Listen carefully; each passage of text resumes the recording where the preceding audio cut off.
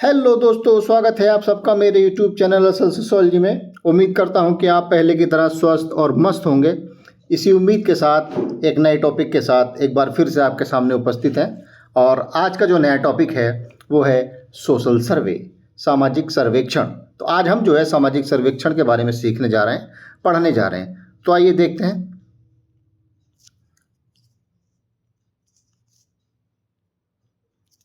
सामाजिक सर्वेक्षण जैसा कि नाम से स्पष्ट है ना, सर्वे करना है ना। तो सर्वे के बारे में ही जानने का प्रयास करेंगे। जैसे कि सुनने में तो बहुत इजी सा लगता है, अरे है भी बहुत इजी। तो देखते हैं क्या होता है। आंकड़ों के संकलन के रूप में सर्वेक्षण का एक लंबा इतिहास रहा है। यद्यपि प्राचीन मिस्र में सर्वप्रथम इसका प्रयोग सूचना एकत्रित करने के ढंग के रूप में किया गया। ठीक है, यानी कि सूचना एकत्रित करने के लिए जो है हम सर्वे को जो है प्रयोग में लाते हैं। फिर भी आधुनिक सामाजिक सर्वेक्षण आंदोलन का प्रारंभ 18वीं शताब्दी में इंग्लैंड तथा फ्रांस में हुआ। 19वीं शताब्दी के अंत में संगठित कार्यक्रमों के रूप में सामाजिक सर्वेक्षण का विकास हुआ तथा इसमें अनुसंधान की निदर्शन प्रणालियों का प्रयोग 20वीं शताब्दी में ही प्रारंभ हुआ। आज सामाजिक सर्वेक्षण का प्रयोग केवल जनमत के अध्ययनों तक ही सीमित न होकर बाजार सर्वेक्षण तथा संचार अनुसंधान में भी होने लगा है।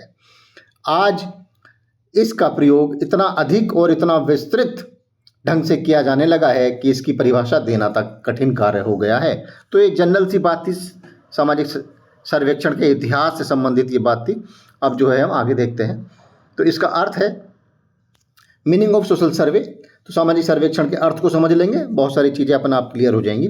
सामाजिक सर्वेक्षण का अर्थ समझने से पहले सर्वेक्षण का अर्थ समझ लेना अनिवार्य है। सर्वेक्षण शब्द अंग्रेजी के सर्वे, यानी कि सर्वे को ही जो है अंग्रेजी में जो है इसको सर्वे कहा जाता है, जिसका हिंदी रूपांतरण दो भागों में किया गया है। ठीक है ना, जिसे दो भागों में विभाजित किया गया है। पहला सर, SUR या SOR, कुछ भी है ना लिख सकते हैं, SUR या SOR। तो सौर या सर, जिसका अर्थ है ऊपर। ठीक है ना, तो ये जो सर है इसका जो अर्थ होता है वो होता है ऊपर या ओवर। ठीक। वियर, जिसका अर्थ है देखना। ठीक है ना, दो भागों में बांट दिया इसको, सर तथा वियर। ठीक है, तो वियर का अर्थ होता है देखना और सर का मतलब होता है ऊपर।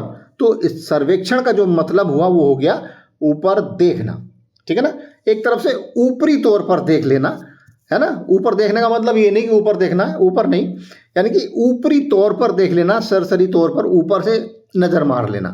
ठीक है, अर्थात यह सामाजिक घटना या परिस्थिति का ऊपरी निरीक्षण है। ठीक है, जैसे कोई भी घटना के बारे में हम जानकारी प्राप्त करना चाहते हैं तो हम घटना के पास जाएंगे, तो घटना को जो है एक ऊपर सरसरी तौर पर जो है हम उसको देख लेंगे, उसका अवलोकन कर लेंगे और इसी को ही जो है हम कह देंगे कि हाँ, हमने जो है उस घटना का सर्वे कर लिया है। ठीक है ना, तो ऊपरी तौर से देखना ही जो है सर्वे कहलाता है।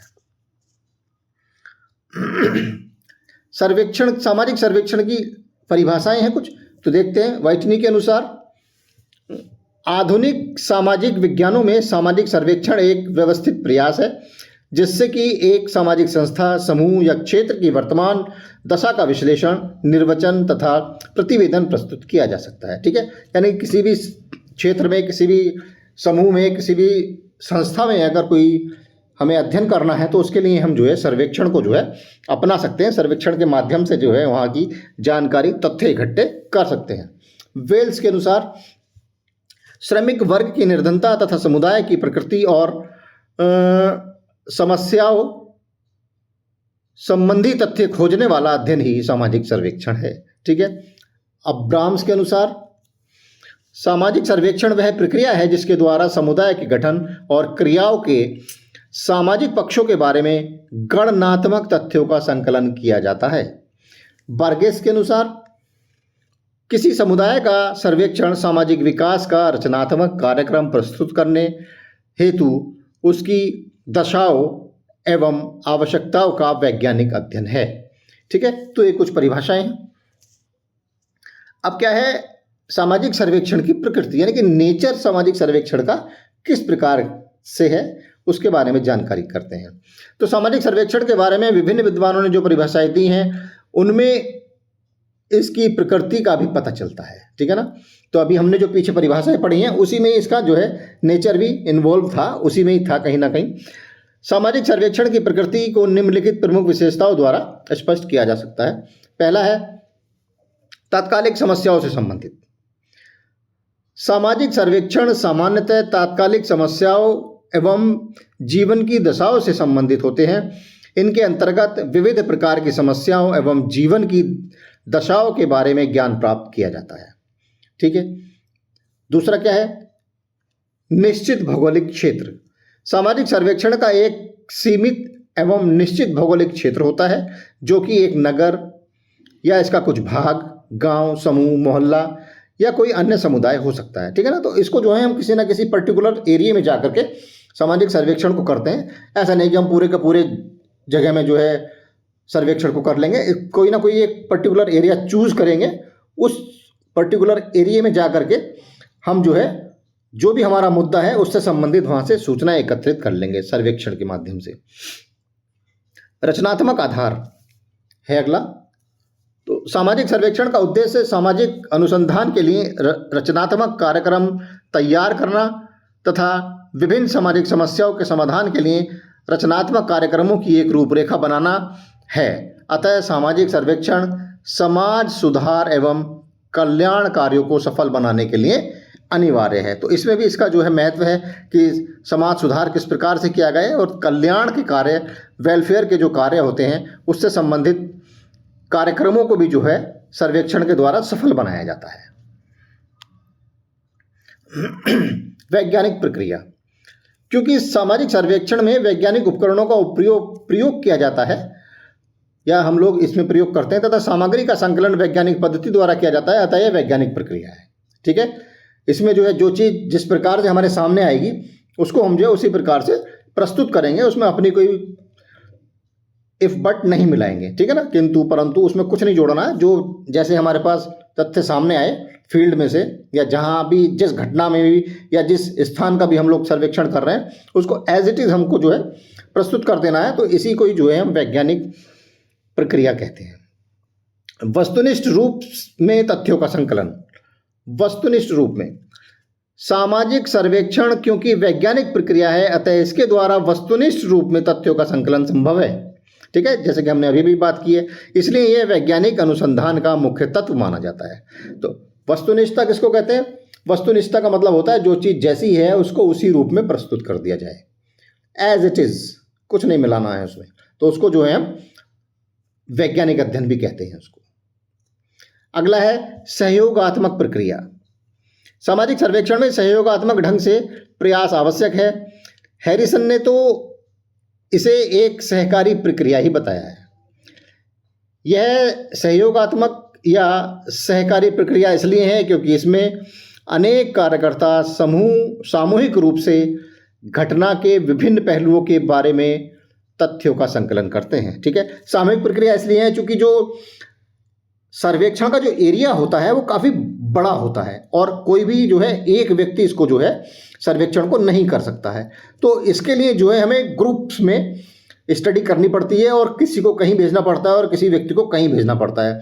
अब जैसे पूरे पूरे जिले का अध्ययन करना है ना, एक एक मोहल्ले में जाना है तो एक व्यक्ति तो नहीं कर पाएगा। तो उसके लिए जो है हमने टीम बना ली और टीमों को जो है काम सौंप दिया।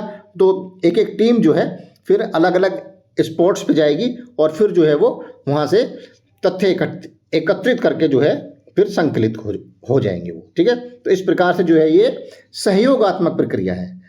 कई लोगों के सहयोग से, कई समूहों के सहयोग से जो है इसको पूरा किया जाता है। परिमाणात्मक प्रकृति। सामाजिक सर्वेक्षण द्वारा यद्यपि गुणात्मक तथा परिमाणात्मक दोनों प्रकार के आंकड़े एकत्रित किए जा सकते हैं, फिर भी अधिकांश विद्वानों ने इसे परिमाणात्मक तथ्यों के संकलन को अधिक महत्व दिया है, ठीक है। अब जो है टाइप्स ऑफ सोशल सर्वे, यानी कि जो प्रकार हैं सामाजिक सर्वेक्षण के, तो वो कौन कौन से हैं और कितने प्रकार के होते हैं वो हम देख लेते हैं। तो सबसे जो पहला वाला है वो है विषय क्षेत्र के आधार पर सामाजिक सर्वेक्षण। ठीक है, यानी कि विषय क्षेत्र के आधार पर सामाजिक सर्वेक्षण। तो ये जो है दो प्रकार का होता है, दो प्रकार का होता है विषय क्षेत्र के आधार पर। यानी कि पहला होता है जनगणना सर्वेक्षण, इसको अंग्रेजी में सेंसस सर्वे कहते हैं, जो कि जनगणना होती थी ना पहले, अब तो नहीं हुई है 10-20 सालों से। तो पहले जनगणना होती थी तो लोग डोर टू डोर जा करके तथ्य एकत्रित करते थे, फैमिलीज के बारे में जानकारी जो है इकट्ठा करते थे, तो उसको जो है हम जनगणना सर्वेक्षण कहते थे। दूसरा क्या है, निदर्शन सर्वेक्षण यानी कि सैंपल सर्वे। तो ये जो है दो प्रकार का होता है विषय क्षेत्र के आधार पर। तो पहला जनगणना सर्वे और दूसरा निदर्शन सर्वे। अब दूसरा जो पॉइंट है वो है विषय वस्तु के आधार पर। पहला क्या था, विषय क्षेत्र के आधार पर था, और अब जो है ये विषय वस्तु के आधार पर। ठीक है, तो विषय वस्तु के आधार पर भी सर्वेक्षण दो प्रकार का होता है। ठीक, पहला जनमत सर्वेक्षण और दूसरा बाजार अनुसंधान सर्वेक्षण। ठीक है, जनमत सर्वेक्षण यानी कि ओपिनियन लेके व्यक्तियों की, तब जो है इस प्रकार के सर्वेक्षण को किया जाता है। बाजार अनुसंधान सर्वेक्षण ये मार्केट रिसर्च बेस होता है, तो इसको भी जो है विषय वस्तु के आधार पर माना जाता है। इसके बाद में नंबर 3 आया है। नंबर 3 है अध्ययन विधि के आधार पर सामाजिक सर्वेक्षण। तो अध्ययन विधि के आधार पर जो है इसको 6 भागों में बांटा गया है। तो 6 कौन कौन से भाग हैं उसको देख लें। पैनल सर्वेक्षण, पैनल सर्वे। दूसरा सामुदायिक आत्म सर्वेक्षण। तीसरा व्यक्तिगत साक्षात्कार सर्वेक्षण। चौथा है डाक प्रश्नावली सर्वेक्षण। पांचवा है टेलीफोन सर्वेक्षण और छठा है नियंत्रित अवलोकन सर्वेक्षण। ठीक है, तो इनमें से जो कुछ टर्म्स हैं जैसे कि प्रश्नावली है, अवलोकन है और व्यक्तिगत साक्षात्कार है, तो इनको जो है हम आने वाली वीडियोस में जो है कवर कर लेंगे, क्या क्या चीज़ें होती हैं, किसको व्यक्तिगत साक्षात्कार कहते हैं, अवलोकन क्या होता है, डाक प्रश्नावली क्या होती है। ठीक है ना, तो ये चीज़ें नई लग रही होंगी लेकिन नई है नहीं, अभी बहुत जल्दी आने वाली वीडियोस में जो है इनको भी हम ख़त्म कर लेंगे। Thanks for watching. Please like, share and subscribe.